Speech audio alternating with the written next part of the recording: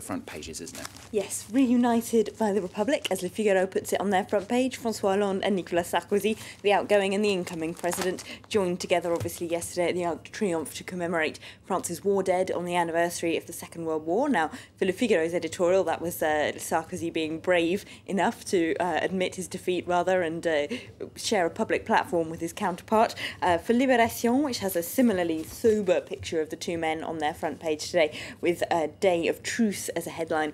But they're not really interested in the political symbolism of that moment. Their editorial is all about the euro. And, of course, if Hollande is really going to ride a tide of anti-austerity governments coming into power and changing the direction across Europe, they're very excited about that summit that's planned for the 23rd of May, when European leaders are meant to be getting together to talk about growth instead of austerity. They reckon that Hollande was very brave from saying back over a year ago, when he first started running for president, that the bailout terms being imposed at the time on countries like Greece and Italy were never going to work, that they would only lead to more misery. Now he says, the paper says rather, that just as he's been brought to power, he's been proved right across Europe. For L'Humanité, of course, the communist paper, they're also very excited about this. They've got austerity kicked into touch as a front page headline. Of course, they're very excited as a far left paper about how the far left in Greece might end up being the kingmakers or even leading, forming a coalition government. They've got a very flattering profile on the inside of Alexis Tsipras, who of course runs the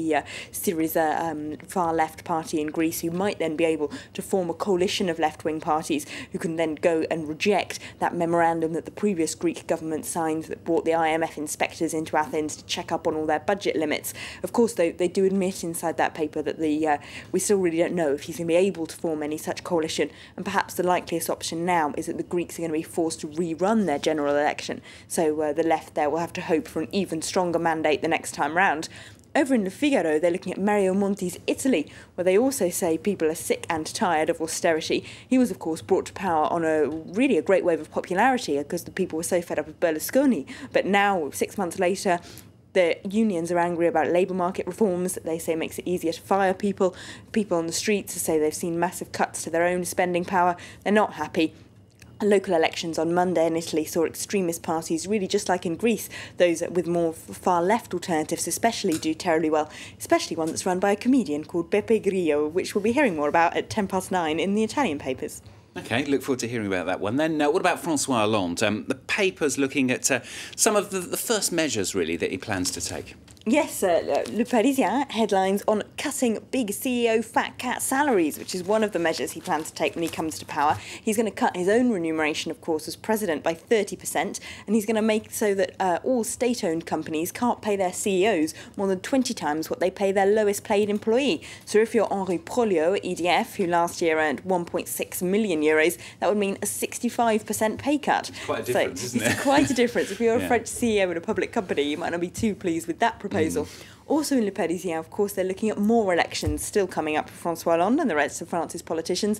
Parliamentary elections with the first round on the 10th of June. Now, that purple map there shows the areas where the Front National did best in the presidential election first round.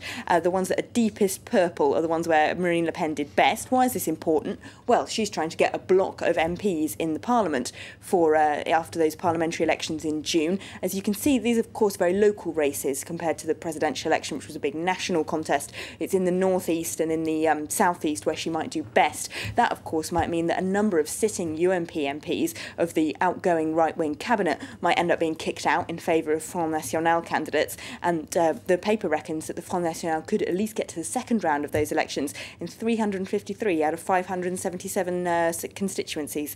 So they might not do quite as well, of course, as they did in the presidential election, but it's very worrying for the right-wing UMP, who might lose, as I was saying, some of its most senior members from Parliament. More on that, of course, coming up here on France 24 over the next month or so. Elena, thanks very much. Headlines then. Greece's politicians say they can't put their signatures to the